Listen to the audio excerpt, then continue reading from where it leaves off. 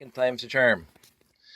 So I showed you the other shelf before in my previous video, showing all the different sets, the different vehicles and ships that I bring to the layout. And so here's my other shelf of ships that I bring to layout. I don't think this is nearly the shelf itself is not nearly as cool as the other one, because the other one has a variety, a plethora, a various smorgasbord of different space sets, and this one has three. Well, four. It has the Galaxy Explorer, the 928. It's got the 924 there, and it's got the 918s here on the side. And it's got my favorite little set ever. Didn't come with the pink guy, but we'll get into it in a sec. And I got five of those. Five of those in the layout. And it's got the same foam. It's an inch thick foam. And all I did, obviously, was cut out the thing. And then it just sits in there, and it's stuck. It doesn't move. You move it side to side. So for the actual the 918s, 924s, and 928. Ooh, look at how bad those grays are. I know this is my original set. I just got the little triangle so it holds the landing gear, and that goes in there. 924 is basically the same. Of course, 924 has a diamond-shaped landing gear. Oh, it's missing one. I'm gonna have to go find that. And that goes in there. And the 928 obviously have that huge 5-sided because of the 5 things. Now I could have made those cuts a little more, I don't know, close or whatever, but it sits on top of the foam, so it doesn't move. What I wanted to do originally was I wanted to have another piece come down on top foam, so even if you turn it upside down, these things are not going to move. But I'm not going to turn them upside down when I'm moving them. So thus far, with all the movement, because these things are since the wings are actually sitting on the foam, they don't slide around too much, so I don't have to worry about them shearing off the landing gear overall. As obviously, as you saw with the 924, I am missing some landing gear at some point, so I'll have to replace that. And I do usually bring a bag full of a bunch of spares, landing gears and 2x2 round bricks, just because you just never know. The other good part here is that I get to leave the guys on it, so these guys are talking, right? And so when I drop that in the layout, I don't have to do anything else. It just gets dropped in the layout. I usually have this thing up, and then I walk away, and then it's sitting there, and it's on the layout, and it's already, and here's this guy walking off the ship, and I put one of my little demarks there, and it's fantastic. So I don't have to worry about it as much. I don't have to worry about rebuilding it. Most of the time, the antennas stay on, which is great. And so, as I say, years ago when I wasn't doing this, it took a long time to rebuild all these sets because they'd be in Ziploc bags and they would always break. And I got sick and tired of rebuilding spaceships at every show because it was taking the time. And I'm trying to get the time to set up down to under 2 hours. And right now, I think it's about an hour and a half if I focus on it and don't get, tangents and talking to people, because I always like talking to people when they show up, even before a show starts. But it takes me away from setting it up, and I'd rather just talk at a show to people. So this is my shelf of 921s, 928s, 924s, and 918s, and the other little shuttle. So a really, really quick tangent is the 918. And I mentioned before, probably far too many times, that the 918 was the very first classic space set that I got for Christmas in 1978 or 1979. And it was my favorite. Well, it is one of my favorite sets ever.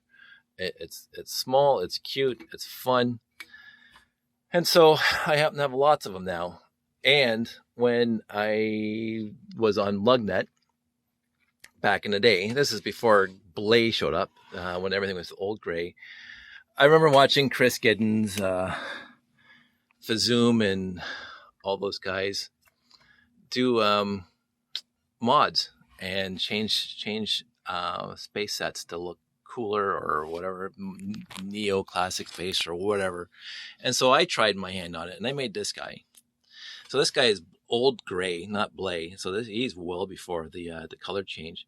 And I made him when all the rage was to make collapsible or retractable landing gear. So this landing gear does disappear underneath a little bit, and all of a sudden you have a sleek spaceship. And then the landing gear, of course, this is doing it one hand. The landing gear comes up. Come on. There we go. And you can go this way. There, come on. It lands. So thanks, Chris, for all that. Oops. Of course, it would help if I had two hands doing this. There we go. And of course, I'm using my canopy, which is one of my favorite pieces ever, as you can see in the layout. I love the canopy.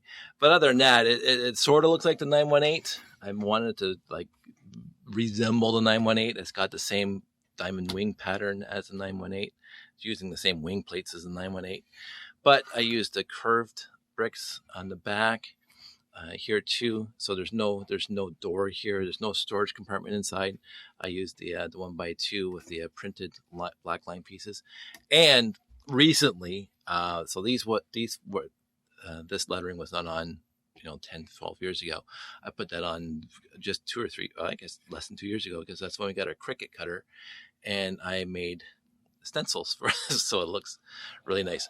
But with that, when the new series 2 of Benny, or Legos, the Lego movie sets came out after Lego movie 2, they had that repair bay from that came with Benny and Emmett, and it had that little tiny spaceship in it that used that bottom piece there.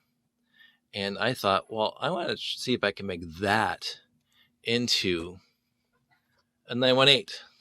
So this is my first attempt. This is my 918-B. As you can see, this was my 918-A. This is the 918 Prime, what I call it, 918A. This is 918B. So this is, as soon as I got this, I didn't even bother trying to build the spaceship that came in the set. I went right down here, grabbed the wing plates, and I started trying to make a 918 with that one big, huge wing plate. And overall, it worked out well. The issue that I had, of course, is that this wing plate is, if you look at it dead on, when you put the landing gear on it, it was one plate lower than this guy. And so what happens is that if you put this on top of that, the guy's head is hitting the top opening. And I said, I don't want that.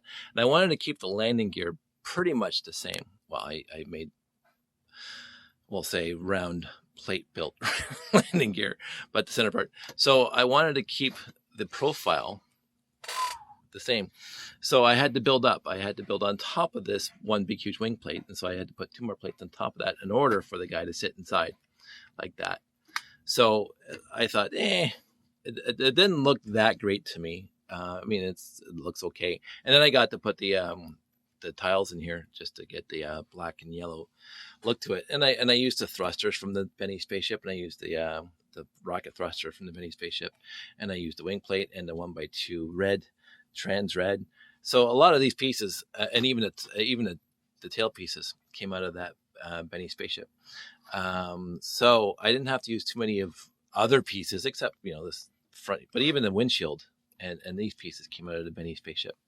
So I went right back to Toys R Us the next day after I built this guy, and I said, I want to keep him, but I want to do something better. So, and this is what I really worked on, and I worked on it for a long time. And all of a sudden, it just hit me that, again, back in the day, a lot of classic space people were separating a top wing from the top from the bottom and having this little gap in between, kind of like the ISD in Star Wars, to have that little gap there. And I said, wait a minute, I can do that.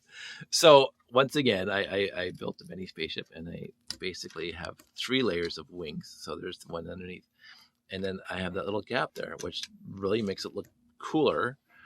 So this is basically as close to this as possible, except I got rid of all these layered, and I just made that in its entirety. So the top is basically identical to that guy. So B and C are identical on top, just the wings are different, obviously. And I did change the rocket. So these are just the wands, and I went with something a little more cooler like that. I think that looks a lot cooler. But the bottom's the same, the landing gear is the same, blah, blah, blah. So that was my 918-C, and I made 2 of them. I went back and got another one, so I made 2 of those. And then I got in the actual original Benny spaceship, and the other layer that I showed you, the other shelf that I showed you. This shelf, again, is exactly the same size as the other one. It's 30 inches by 20 inches, and I don't know how many inches high. But again, there's stuff sitting above the top. So it slides in, you can pull it out, blah, blah, blah. And it does hold everything very, very securely. So that comes to a show. I usually will bring one of these and that one, so I can have A, B, and C at a show. I have no storage for them yet. I will probably build another shelf at some point in another box when I get more room, so I can bring those. But at one point years ago, I had about a dozen 928s and a dozen Galaxy Explorers in the layout. And now I'm down to 3, which is perfectly acceptable because a while back, over 10 years ago, the layout, well, not over 10 years ago, I guess it was one of the brick fets. I had, Jeff and I did a layout that was 10 feet by 18 feet. So, yeah, so we had a lot of space to fill. Now the whole layout is 5 feet by 7.5 feet. So I don't need all the ships. I don't need all the various details. I can just, just go with what I have here and then in the other shelf. So I think that's about it. I don't want to go on too long this time. So I hope you liked it. I hope everybody's doing well. I think Josh wants to say hi. Hi. Hi. And if you guys have any questions, let me know, and stay safe and stay healthy.